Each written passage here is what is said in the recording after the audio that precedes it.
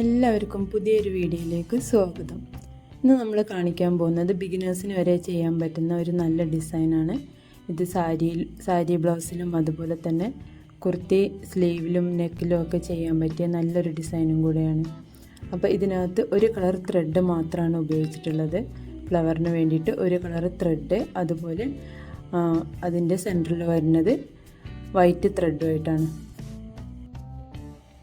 ഈ ഒരു ഡിസൈനിൽ ഫ്ലവർ ചെയ്തിട്ടുള്ളത് ലോങ് ആൻഡ് ഷോർട്ട് സ്റ്റിച്ചാണ്. അത് 12 സ്ട്രാൻഡ്സ് വെച്ചിട്ടാണ് നമ്മളിത് ചെയ്തിട്ടുള്ളത്. ഈ സ്റ്റിച്ച് ഉപയോഗിച്ചിട്ട് നമുക്ക് ഈ ഒരു ഫ്ലവർ മുഴുവനായിട്ടൊന്ന് ചെയ്തെടുക്കാം.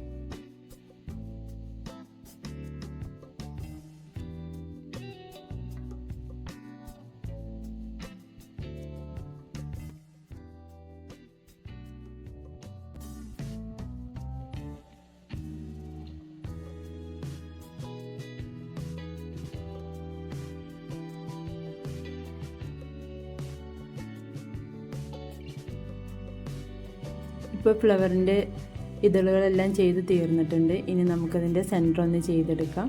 അത് ഫ്രഞ്ച് നോട്ട് വെച്ചിട്ടാണ് 14 സ്ട്രാൻഡ്സ് വെച്ചിട്ടാണ് ചെയ്യുന്നത്. വൈറ്റ് ത്രെഡ് ഉപയോഗിച്ചിട്ട്, വൈറ്റ് സിൽക്ക് ത്രെഡാണ് ഇതിന് ഉപയോഗിച്ചിട്ടുള്ളത്. 2 സിൽക്ക് ത്രെഡ് തന്നെയാണ്. ഫ്രഞ്ച് നോട്ട് ഉപയോഗിച്ചിട്ട് നമുക്ക് ഇതുപോലെ റൗണ്ടിൽ സ്റ്റിച്ച് ചെയ്ത് കൊടുക്കാം. അപ്പോൾ ആ ഒരു സെൻറ്ററിൻ്റെ ആ ഒഴിവ് ഭാഗം അത് ഫില്ലായിട്ട് വരും. അപ്പോൾ നമുക്ക് എല്ലാ ഫ്ലവറിനും ഇതുപോലെ തന്നെ ചെയ്ത് കൊടുക്കാം.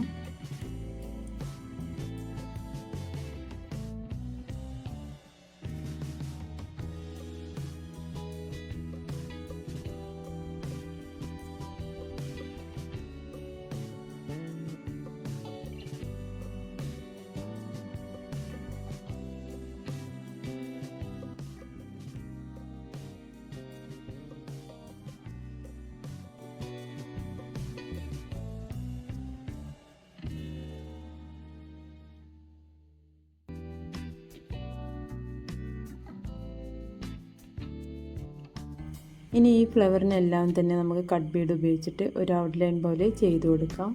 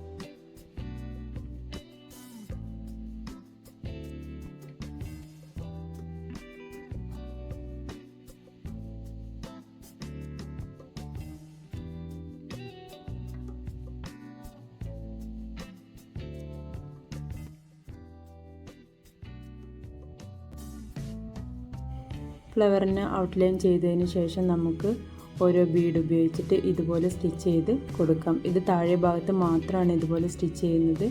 മുകൾ ഭാഗത്തേക്ക് ആ ഒരു ഫ്ലവറിൻ്റെ ആ ഒരു ഷേപ്പിൽ മാത്രമാണ് കൊടുക്കുന്നത്. താഴെ ഭാഗത്ത് മാത്രമാണ് കട്ട് ബീഡ് വെച്ച് തയ്ച്ച് കൊടുക്കുന്നത്.